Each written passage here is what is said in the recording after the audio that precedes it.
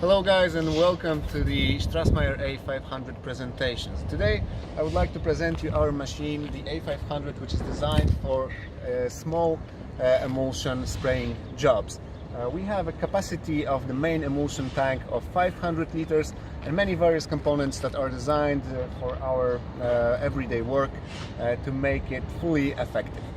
Now, before we get to everyday work, let me go with you through the main components of this machine. So, each A500 or A900 Strassmayr small emulsion sprayers are equipped with one-cylinder Hatch diesel engines. Now, this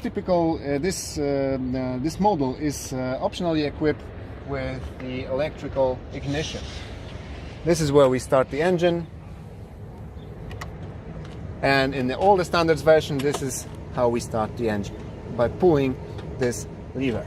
Now, another additional equipment in this machine is the electronic control of the emulsion temperature. We've got this little panel which does all the job of controlling the temperature emulsion for us. It controls the gas burner, which is located just on the other side. And we will go through that later on. First, let me show you how to pour fuel inside of this tank. We simply open this lever here and fill in the tank with diesel fuel. Now, another main component of this machine is the hydraulic compressor, which is located in here in order to provide us the pressurized air, which we will later on use to clean our emulsion system after every day's work. We have here our gear type emulsion pump, which is designed to provide pressure for emulsion spraying. Now, this emulsion pump is equipped with a heating system which allows us to shorten everyday time of startup of this machine. We heat the core of the pump with the exhaust fumes, exhaust gases of this Hatch engine. Now, in this place we can see the pressure controller for the emulsion spraying. We will get a closer look on that after we go to the everyday work. We have our diesel or other cleaning fluid tank, which will allow us to clean the system with the external fuel that will really allow us to have no stopping after each next day startup. We can fill this 500 liter insulated emulsion tank in two ways. We can either use our gear pump and this connection, which allows us to use a hose together with a sucking lens, which is located in here. We can use this system in order to suck the emulsion from any type of external bin. Or, most common way to fill up this tank would be filling it from the main opening on the top of this machine.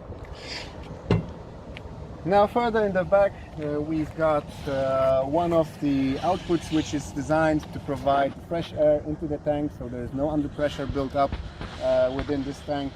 You may face small leakages when you drive too fast and you've got too big amount of emulsion inside the tank, so make sure to place it correctly, because you may face a little bit of spillage from this pipe.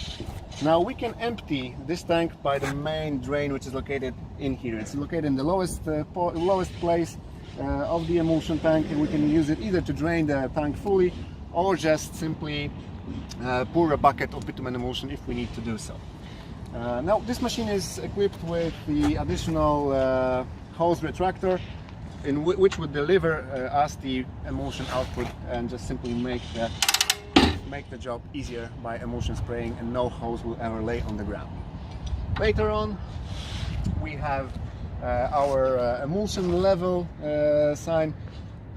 Please make sure that every day before turning on the heating, we will have more than the heating limit of emulsion provides us. So, in order to prevent any risk of fire because of heating the empty tank, please make sure that we are over the heating limit. This is the lowest place, the empty emulsion tank sign and the fully filled emulsion tank sign. Here we've got the main battery and the TT100 sensor, which controls for us the temperature inside of this tank. So Let us go through the everyday use now, and we will first start the engine. I will of course then turn it off just for the purpose of the video.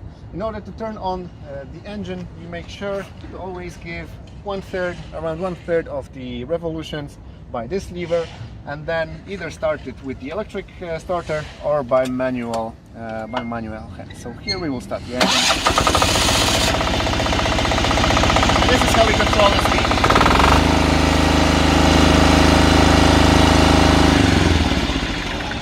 And this is how we stop it, by turning the lever maximum to the left.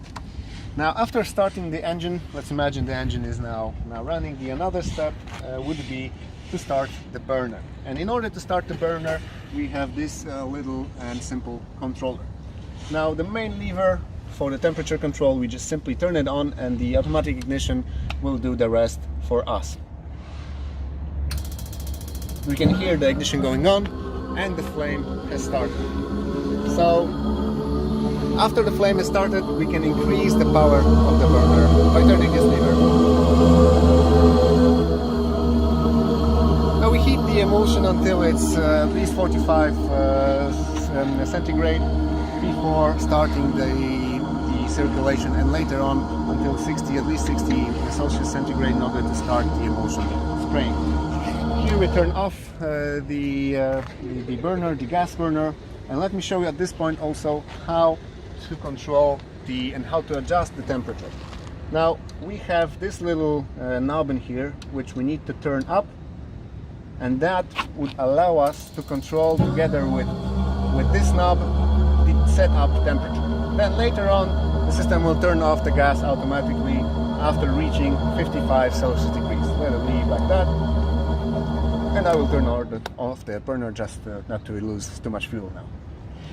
So let's imagine we've got the right temperature, and now we want to start the circulation of emulsion within this system. So for this we have to take a closer look at the setup of the valves. This is the main output of the emulsion tank, which provides the emulsion for the whole system. The main valve in here always has this small sign on the top which say to us how the flow of emulsion is provided. So we want to make sure that now the flow is provided into the pump and then into the circuit. Now, in order for us to only provide the small circulation, the setup of this lever should be done exactly like that. So we see that our emulsion will flow into here and back with this pipe straight into the tank. We want to make sure that this is fully opened and we have full pressure. So the pump is started with this small control, like it says here below. When it's in the left, we start the compressor. When it's on the right position, we start the emulsion pump by turning this hydraulic controller on. So this is how we start the pump, and this is how we start the compressor. If you want to be smart every day, please, after starting the engine in the first place, always make sure to start the compressor just before working in order to build up the around 8 bars in this tank that later on will provide you quick cleaning action. So now let us imagine we've got the pump action, pump is flowing through the system, and we want to start the spraying. So in order to start the spraying, our emulsion pump is going. Like I said, we need to open this main valve for the emulsion circuit that goes exactly to the hose retractor in the back. So now you will see that our pressure of emulsion which goes in here is split for the lens which goes back, and it's split between this this circulation part. So by this red controller we will be able to control the pressure of spraying. So we will, in order for us to have more pressure on the spray lens, we need to close this this small valve. This is to be adjusted on each type of emulsion, of course. It's an everyday job. It's very simple. And from obvious reasons I cannot show this to you now. We only have to know that this is the correct flow position and this is the lever for everyday work. So what do we do now? Of course, I assume that we already have had the lens connected. This is how we remove the lens. It's also blocked here. The lens was connected by the hose retractor like this, and then with this valve we open or close the single nozzle, which is located here on the top. So we operate with this ball valve and adjust the spraying position. Now I will hide it where it was.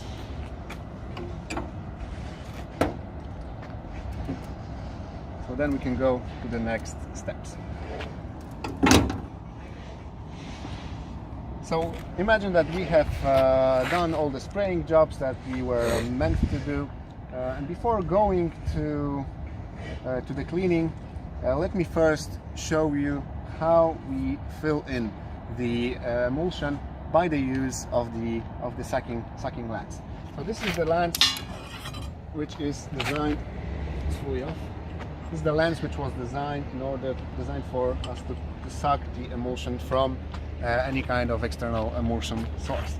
This is connected by a hose which is delivered to the machine to this simple output, and then we need to provide the correct flow of emulsion by opening this valve for the flow. So we will close the output from the emulsion tank and we will open the inlet for refueling. So we will open this valve. We have the connected hose and this sucking glands, which is equipped with holes in here which act as a first one-way filter. We put this into the emulsion bin, and then we make sure we've got the flow from this pipe by the main hose. It goes through the circuit of the pump, and then it must go straight to the tank by the circulation. So the pump is on and we circulate the emulsion by this circuit into the tank. Now, after everyday work, the situation will be like this, because we were spraying the emulsion, and now we want to make sure the job is done. We want to make sure that there will be no blockage within the system of emulsion. So first, we remember that we want to have, let's say, a minimum 8 bars of pressure in this small cleaning tank, and we want to stop the, we don't want to stop the pump. We just leave it like this running, and we blow the air through the main system. So the air is connected to this main pipe, above which is the cleaning tank for cleaning fluid. Now we want to blow the air exactly through the system, exactly how it was. So we blow the air through our system, and now the air goes by this line. It has to be opened like that, and then the flow of air will go by the pump, and then the rest of the residues of the materials will be blown out by the air. So now we've got this part cleaned up into the tank. We want to stop and fully close this element in order to blow the lens. So